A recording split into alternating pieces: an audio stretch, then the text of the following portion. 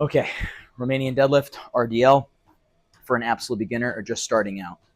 Um, we have to first understand the point of the movement, right? So we're breaking it down. Hips need to pull back, hips need to pull forward. Most people, when you first show them, they're going to lock their legs and pull their hips back like this, right? So now we say, okay, put a soft bend in the knees. That's going to allow the hips to go back a little more. We also tell them, think about someone's pulling against your shirt. They're trying to pull your hips back, and the goal is going to be to get parallel to the floor. So usually I'll do this with my clients or beginners, and I'll be like, get your back parallel, or I'll do it with them, and I'll be like, keep going until you feel that. Once you can kind of get them doing that body weight, you can also use a wall to have them feel the sensation of the movement. So being a little off the wall, teaching them how to pull their hips back until they touch the wall, and then getting them a little further until they're basically at that parallel ground where they can feel the hamstring stretch, the glute stretch. We then can proceed to using a foam roller, keeping the foam roller on our arms as we pull the hips back. We get parallel to the floor, and then we pull the hips forward.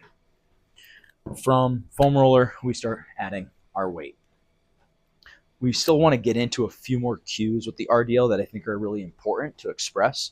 So a huge one that I see a lot is keeping the knee over the ankle. So as I start adding some weight here, right?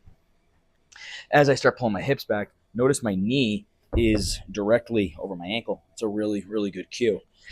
Sometimes you'll see people, they'll pull their hips back and then they kind of start squatting and the knee starts going over the ankle, over the foot.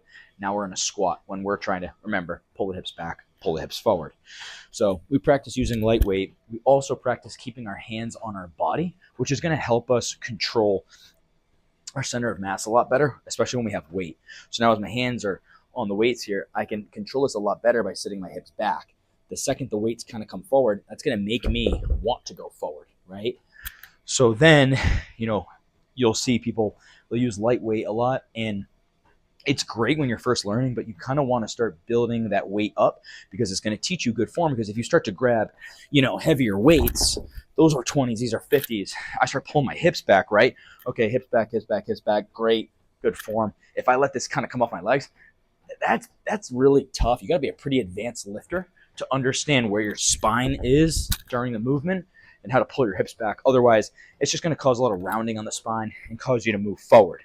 Of course, you can do some lifts with a rounded spine, but for most people starting out, we want to practice neutral spine.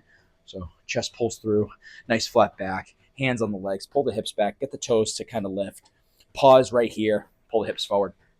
Last thing that I would leave people with is do not do the movement fast. Do the movement slow and controlled. I like teaching people like about a 4-second tempo down with about a 1 to 2 second pause and then pull the hips forward. That's basically full breakdown of how to perform an RDL, especially if you're a beginner.